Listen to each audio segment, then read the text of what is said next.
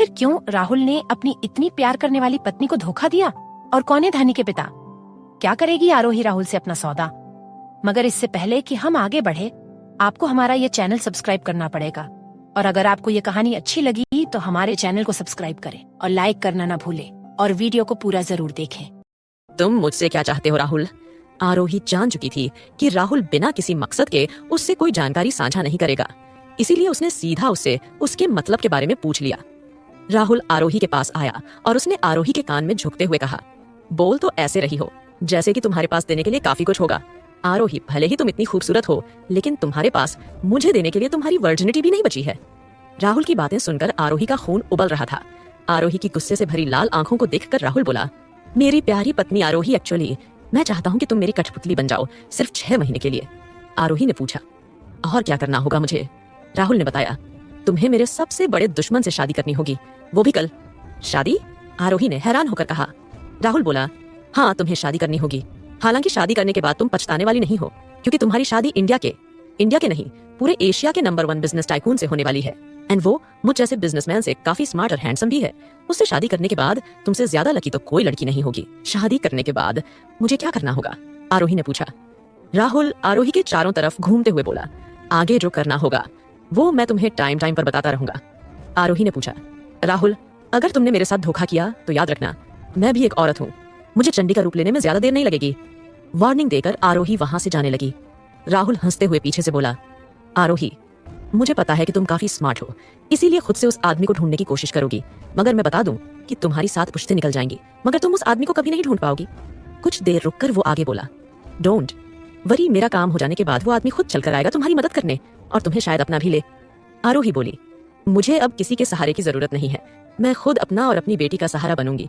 प्यार से विश्वास उठ गया है मेरा, राहुल गुप्ता। राहुल बोला, आरोही, रुको, कल तुम्हारी शादी है और इन बहन जी वाले कपड़ों में तुम शादी थोड़ी नहीं करोगी। ये लो, तुम्हारे लिए शादी का जोड़ा, कल इसे पहन लेना, और जिसे तुम्हारी शादी होने वाली है वो खुद तुम्हें पिक करने आ जाएगा। आरोही ने मुड़कर राहुल को देखा। राहुल के हाथ में एक बड़ा सा बॉक्स था। आरोही ने राहुल के हाथ से लहंगा लिया और वो बाहर चली गई। हॉल में दिव्या रूपाली के पीछे खड़ी थी। आरोही ने दिव्या को देखा और बोली, भगवान दुश्मन दे 1000, मगर तुम्हारी जैसी बेस्ट फ्रेंड ना दे।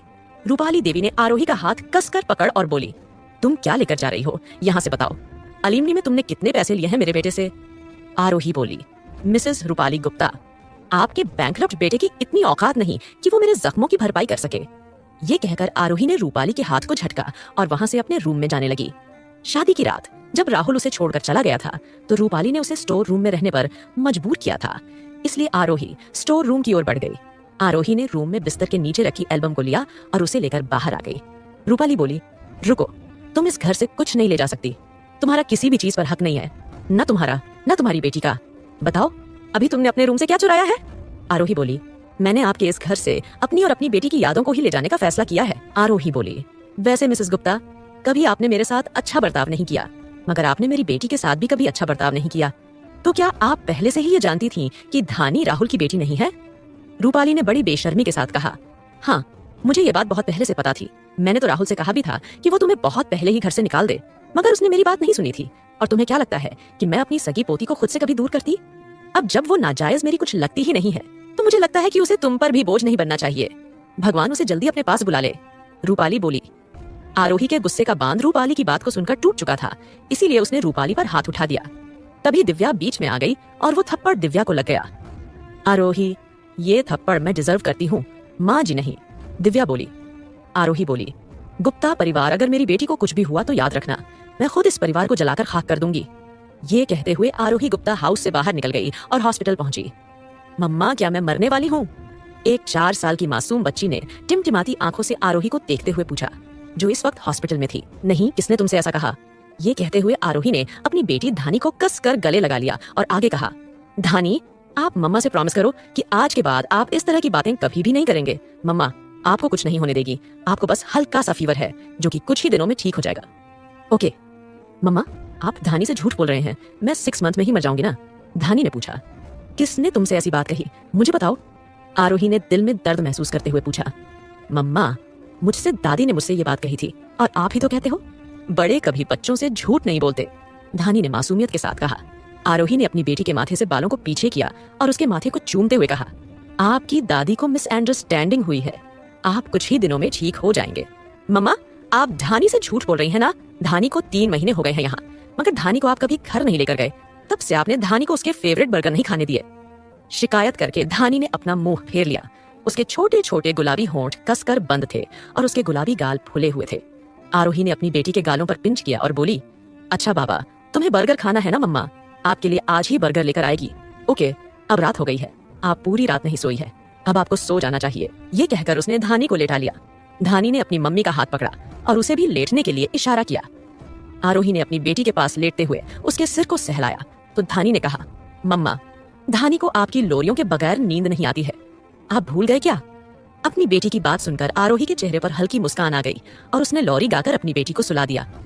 थोड़ी देर बाद जब आरोही की मीठी आवाज को सुनकर धानी को नींद आ गई तो आरोही बिना आवाज किए हॉस्पिटल बेड से उठी और वो टेबल पर रखे एक बैग को उठाकर उसे अपने साथ वॉशरूम में ले गई। जब वो वॉशरूम से बाहर आई तो उसने एक लाल लहंगा पहना हुआ था जो कि ज्यादा हैवी नहीं था, मगर फिर भी कोई भी उसे देखता तो ये पहचान लेता कि वो एक दुल्हन के कपड़ों में है। आरोही ने बाहर आकर एक छोटे से मिरर में खुद को देखा और फिर उस बैग से लहंगे के दुपट्टे को निकालकर उसे अपने सिर पर बंद से अटैच कर लिया। आखिरी बार अपनी बेटी को देखने के बाद आरोही हॉस्पिटल वार्ड से निकल गई। जब कॉरिडोर से आती जाती नशों ने आरोही को देखा तो उन्होंने जो सामान अपने हाथ में पकड़ा हुआ था उनके हाथों से गिर गया। कुछ महंगी महंगी दवाइयों की बोतल तक फूट गई। आरोही के रास्ते में सीजर, रुई, सर्जरी करने के सभी इक्विपमेंट पड़े हुए थे।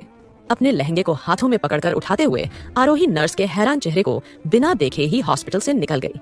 जो डॉक्टर की धानी का इलाज कर रहा था उसने जब आरोही को देखा तो उसने भी आरोही को रोकने के लिए पीछे से आवाज लगाई, मगर आरोही ने मुड़कर भी नहीं देखा। हॉस्पिटल बिल्डिंग से बाहर आकर आरोही सड़क पर खड़ी हो गई। उसने अपने फोन में टाइम देखा तो शाम के 5 बज चुके थे। तभी उसके सामने एक लंबी काली कार आकर खड़ी हो गई। आरोही ने उस कार की पैसेंजर सीट के बगल वाली सीट पर जाकर बैठ गई। कार को चलाने वाले ड्राइवर ने आरोही की ओर एक सरसरी नजर डाली और फिर उसने एक फाइल आरोही की ओर बढ़ा दी। आरोही ने उस फाइल को लिया, साथ में उस आदमी के हाथ से पेन लेकर उसने उस फाइल में रखे कॉन्ट्रैक्ट की शर्तों को पढ़ा और सभी कंडीशंस को पढ़ने के बाद आरोही ने उस कॉन्ट्रैक्ट पर अपने सिग्नेचर कर दिए। सिग्नेचर करने के बाद आरोही ने अपनी पीठ को कार की सीट से लगाया और उसने एक गहरी सांस ली। तभी उसे लगा कि उसकी गर्दन पर किसी की गहरी सांसें पड़ रही थीं। उसने अपनी आंखें खोली तो उसके साइड सीट पर बैठा हुआ आदमी अब उसकी ओर झुका हुआ था। उस आदमी ने झुककर आरोही की सीट बेल्ट को बांधा। मैरिज ब्यूरो के बाहर आकर कार से बाहर निकलते ही आरोही का पैर लड़खड़ा गया और उसके पैर से हील निकलकर टूट गई। आरोही ने अपने एक पैर पर खड़े होते हुए हील को नीचे बैठकर ठीक करने की कोशिश की। जब वो नीचे बैठी थी तो उसके काले घुंघराले बाल उसके सुंदर चेहरे को ढक रहे थे। तभी उसने सामने से चमकते 2 जूते को अपनी ओर बढ़ते हुए देखा। जब उसने अपनी नजरें उठाकर ऊपर देखा तो उसकी मासूम आंखें 2 शांत आंखों से मिली। उसके सामने खड़े 6 फीट 5 इंच ऊंचे उस आदमी ने अपना हाथ आगे बढ़ाया। उसके हाथ में एक लिमिटेड एडिशन की वॉच थी। उसकी लंबी उंगलियों में आरोही ने अपना हाथ दिया और वो खड़ी हो गई। ठंडी हवा से आरोही के बाल लहरा रहे थे। उसकी शाइनी स्किन पर उस आदमी की नजरें थीं। उस आदमी ने आरोही के कांपते होंठ पर अपना अंगूठा रखते हुए पूछा, क्या तुम वही हो जिसे मेरी दादी ने पसंद किया है? आरोही ने पलक झुकाकर कुछ सोचा और फिर हाँ में गर्दन हिला दी। उस आदमी ने फिर अपने हाथ आरोही के मुलायम गुलाबी होठों से हटा दिया और फिर उसकी झुकी हुई पलकों को देखने लगा। आरोही ने फिर से अपनी पलकों को उठाकर अपनी काली सुंदर आंखों से सामने खड़े आदमी को देखा। वो थोड़ी घबरा रही थी क्योंकि वो आदमी कोई आम इंसान नहीं बल्कि एक गैंगस्टर था। वो दुनिया की सबसे फेमस डी मॉन्स्टर ऑर्गेनाइजेशन का हेड था और मुंबई का बड़ा से बड़ा बिजनेसमैन उसके सामने घुटने टेकता था। सालों तक विदेश में अपनी ऑर्गेनाइजेशन से कई सारे खतरनाक काम करवाने के बाद आखिर में उसने मुंबई में आने का फैसला किया, जहां उसका परिवार रहता था। कहा जाता था कि अद्विजय रावत अपने परिवार से बहुत प्यार करता था। इतना खतरनाक काम करने के बावजूद भी किसी की हिम्मत नहीं हुई थी अद्विजय के परिवार से दुश्मनी रखने या उसके पास तक भी धड़कने की। इतना खतरनाक आदमी होने के बावजूद लड़कियां उसके करीब आना चाहती थीं, मगर अद्विजय की एक मिस्टीरियस गर्लफ्रेंड थी जिसके बारे में कोई नहीं जानता था। बस कुछ खास लोगों को छोड़कर उन लोगों में आरोही के पति राहुल भी शामिल था, जिसने आरोही को सारी बातें बताई थी। आरोही अंदर ही अंदर उस आदमी के सामने खड़े कांप रही थी। अद्विजय आरोही का हाथ पकड़े हुए मैरिज ब्यूरो की सीढ़ियां चढ़ने लगा। आरोही, जिसने उसके पीछे चलने के लिए हील को वहीं कार के पास छोड़ दिया और गर्म रास्ते पर नंगे पैर ही अद्विजय के पीछे मैरिज ब्यूरो के अंदर गई। अंदर एक चेयर पर बैठकर आरोही अपने सामने बैठे अद्विजय को देख रही थी, जो अपनी लैप पर एक फाइल रखकर उसमें लिखी कंडीशन को पढ़ रहा था। उसने कंडीशन को पढ़ते हुए पेन को अपने 2 पतले होठों के बीच रख लिया था और वो बैठे हुए अपनी आईब्रोज को सिकोड़ते हुए उसने अपने सामने बैठे हुए लॉयर को देखा। लॉयर अचानक डर से कुर्सी से खड़ा हो गया और उसने पूछा, मिस्टर रावत, क्या इसमें कुछ गलत लिखा है? क्या मुझसे कोई गलती हुई है? अद्विजय ने एक फाइल को देखा जो कि लॉयर की टेबल पर रखा हुआ था। अद्विजय ने अपने मुंह से उस पेन को निकाला।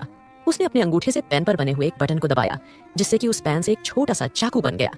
अद्विजय ने उस छोटे से चाकू को एक हाथ में पकड़कर लॉयर के हाथ में गाड़ने लगा। लॉयर की हथेली से खून बहने लगा। आरोही ने यह नजारा ना देखने के लिए कसकर अपनी आंखें बंद कर ली।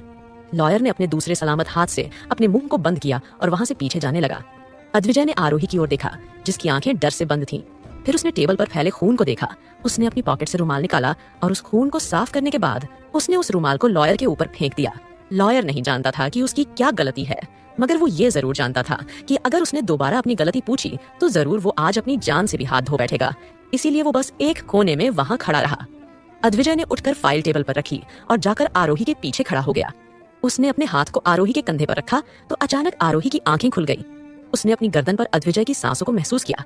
तभी अद्विजय ने उसके कान में कहा, पेपर पर साइन करो। आरोही ने आगे बढ़कर टेबल पर रखे एक दूसरे पेन को उठाया और उसी फाइल को खोलकर साइन करने लगी। साइन करते हुए उसने कॉन्ट्रैक्ट में लिखे शर्तों को पढ़ा। उस कॉन्ट्रैक्ट में लिखा था कि आरोही को अद्विजय के बच्चे को जन्म देने के बाद सब कुछ छोड़कर जाना होगा, जिसके बदले अद्विजय राहुल की बैंकक्रफ्ट हुई कंपनी को दोबारा खड़ा करने में मदद करेगा। तो आखिर क्यों आरोही अपने एक्स हस्बैंड के लिए ये कॉन्ट्रैक्ट मैरिज कर रही है? क्यों अद्विजय जैसे एक माफिया बॉस को आरोही से शादी करनी पड़ी? जानने के लिए पढ़िए ये नॉवेल परफेक्ट पॉजिटिव हस्बैंड। और अगर आपको ये कहानी अच्छी लगी तो हमारे चैनल को सब्सक्राइब करें और लाइक करना ना भूलें।